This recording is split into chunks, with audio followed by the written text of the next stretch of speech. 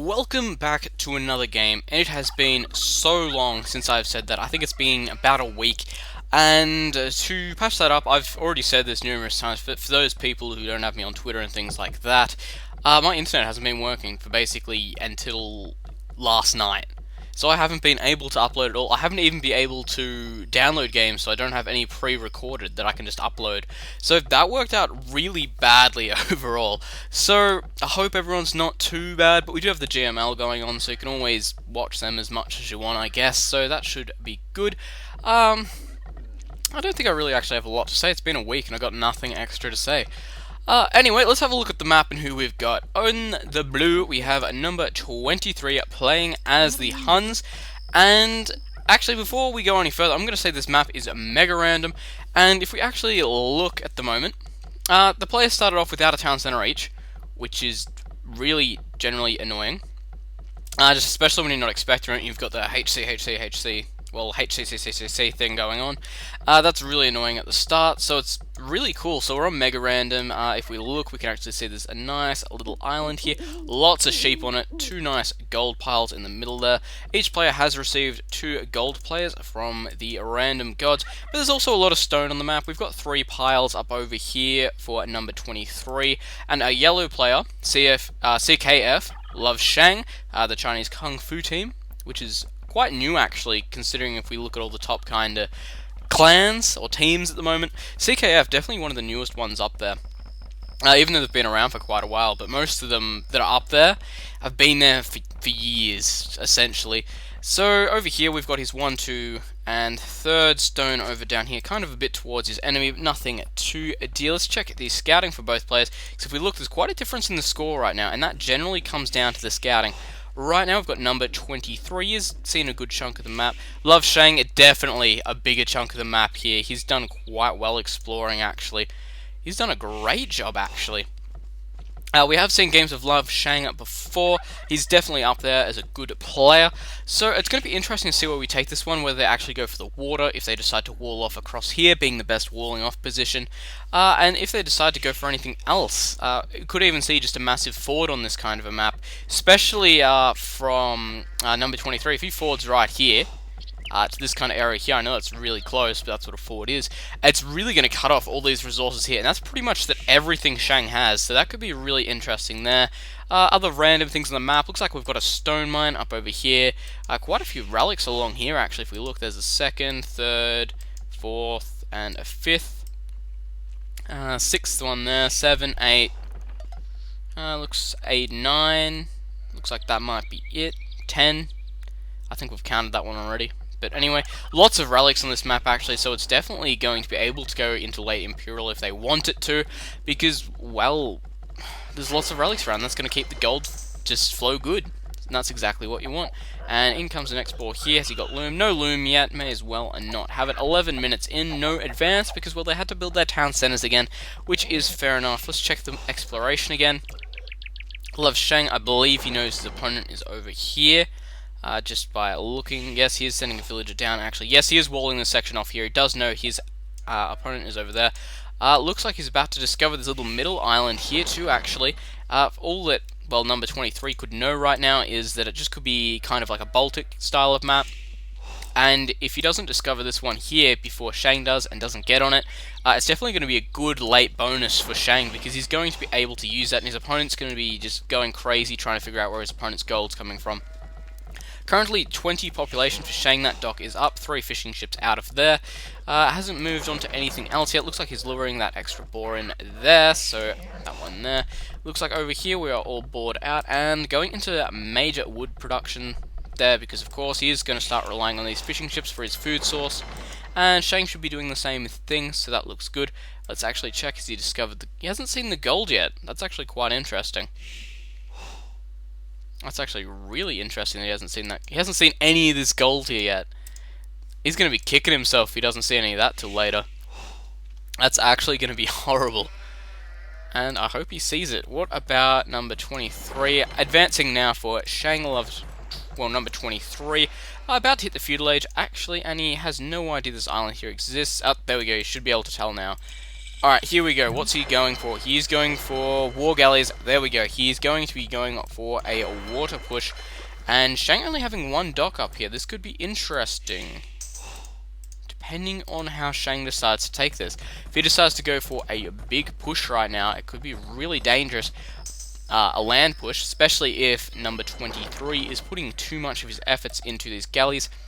And here he comes right now. Second dock down over here. What are we seeing from LoveCheng? Are you going for the galley build, or are you going for some kind of... Alright, galleys are coming out, so he is going to be trying to defend these galleys here. Definitely behind his opponent, but still, number 23 had to find where his opponent is, and saying that, does he actually know? He has to know where his opponent's docks are, and he has to factor in that travel time as well, so it's not too bad. Actually, looking at this sea, this is really rich full of resources here. And he's looking for this. I think he might think this bit here is actually connected until he saw that. That's definitely going to give away these fishing ships. And they're all hiding down here on this dock here. That's smart. He's doing well. There's a blacksmith coming up. He could be going for some kind of a fast castle here. Number 23 not going for it. Shang, if we move over to his view, he doesn't have the resources to either, actually, so this could be really bad for him if he doesn't do anything about this. His galley count's definitely going to be down when compared, but I don't know how he's going to deal with this, actually. He's got 1, 2... He's got 3 galleys out to deal with his opponent's 3, 4, 5, 6... yeah, 6 galleys out, so he's definitely behind on this one. He's going to have to do something really big here to try and make it up. He's either going to have to start spamming a few docks, which he doesn't have the wood really to do, or something else, which is really interesting. I want to see this. He could actually go for some kind of a transport ship, move a villager over here, and try and kind of forward this area over here, maybe put an archery range down. But number 23, way ahead of that, he does have this outpost up over here, so he's going to be able to defend that area quite well. He's going to know if his opponent tries to land. He has walled this section off here, as well as put in an outpost up over here. So if we actually look at his vision range, he can see there, and he can see here. He should know if his opponent lands. The only really thing that he can't do is if he lands right here and starts making archery ranges here. That's where it would be trouble, or if he builds his units back here and transports them over here, that's when it's really going to start to hurt. But I don't think we're going to see that right now. Shang just is not in the position to be able to do this. Another galley there. What are we doing over here? Not too bad. Looks like he's coming down over here to try and kill off some of the fishing ships though, but number 23 more than prepared for this. Looks like we've got 2 injured galleys here already, and being forced out of there, that's not good. Could always move up through here and try and flank these fishing ships, but then again, he'll just get caught between these galleys here, and this one here. Galley coming down here to try and explore. Looks like it's going to be able to find these docks here, and that's not good again for Shang. Definitely in a lot of trouble here, deciding on what he's going to have to do. And the fishing ships, what are you going to do? Are you just going to let them... Well, you can't really run. These guys are over here, so goodbye fishing ships at this stage. It looks like we do have more galleys moving around to this section over here. He might be able to kill these ones here off if he moves in. Going to be an interesting one though, and I can't see Shang actually moving into any other kind of defense. He is putting up a stone wall though. It doesn't look like he's going to be trying to land his opponent now, so this is really going to be hard for him to come back from. Number 23, 300 points in the lead. And let's speed things along here. So here are the small amount of galleys versus the big amount of galleys. In border warfare, it's generally the person who has the most wins. Really, that's pretty much it, honestly. Unless, of course, you have a big tech advantage, like ballistics, chemistry. When you have chemistry and bracer, it makes a big difference. Same with ballistics, that makes a big difference. So, apart from that, it's really just going to get killed off. Looks like all the sheep are here for... Well, he has all of the sheep there, and he knows this gold's on here. I'm interested to see if Shang's seen it yet. Alright, he has seen it. He has seen it. I was really waiting for him not to be able to see that and just be kicking himself later on. The economy, though, not looking too bad. Some idle villagers there. Gonna have to bring some farms up. Looks like he's actually pretty concerned with this. I don't know how he's going to be able to defend from this right now. It's actually really looking bad for Shang. 400, 300, 250 points. If I can get my numbers right there, but they change so quickly, it's okay, I guess. The difference is really big right now. Shang not advancing up. Number 23, it looks like he's starting to actually get ready to advance up into the castle age. So this is really going to be a water war here that we're going to be seeing, and just looking at the economies, you can see that number 23 seems to have a lot better of one. Just looking at the economies, it really looks like a big difference there. Number 23, 62 populations. LoveCheng at 49. You can really just feel the difference when you look at that. Now, oh, here we go. Transport ship. Here we go. How is he going to do this? That's my only question. Alright. How is he going to do this? Actually, saying that, there's a sheep right here. Over here, it looks like he's just trying to lure those galleys away. This sheep here is what I want to see. This is what I want to see. Alright, number 23 knows this sheep is here. We know there's a transport coming down here. This is what I really want to see right now. What's he done? Or is he just gone onto the island? Where'd it go? We've lost the transport. We have lost the transport. Ah, there it is. Alright, so it didn't alert that sheep. That's what I wanted to know. If the transport came past and did alert that sheep, would have been really bad for Shang. But there's an outpost there anyway, so he's been able to catch it pretty much anyway. LoveCheng not advancing up. Number 23 advancing up. It looks like we're going to see a bit of a villager tussle over here, of course. Could try and split the villagers up, but I don't think it's going to help at this stage. They could try and wall themselves in or something, build a tower. Going to be interesting, especially with that outpost there. Number 23 can see everything going on here. Definitely a good effort from LoveCheng trying to do this to get back in there, but sadly he's not going to be able to take it. He has been walled into this section over here. There is a watchtower going up, so that could be helpful, but still, I'm starting to think this game is over. Number 23 has been playing a really strong game from the start. If we look at the water, he's got a very good lead here. He has a good lead in economy. Unless there's something big happening over here from LoveCheng, I can't see anything really changing it. There is a barracks going down, but the stone walls are up, which means that, well, unless he gets siege, and he's nowhere near going to castle, I believe. Nope, I don't think there's even room for one here, so he's not going to be able to do a lot. Lumber camp is coming up, so I don't know what he's going to be able to do here. Honestly, he's losing his dock over here. All his galleys are getting killed off. Number 23 hitting the castle age then. This could just about be over.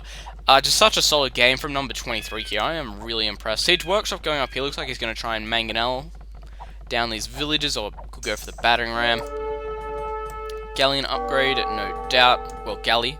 War galley upgrade, no doubt, on the way. And, actually saying that, yep, mangonel on its way out. No more galleys being produced. War galley upgrade happening though, because he knows he's killed off all his opponent's docks and there's only one left. He's not producing out of there. This was kind of the last attempt over here by the looks of it.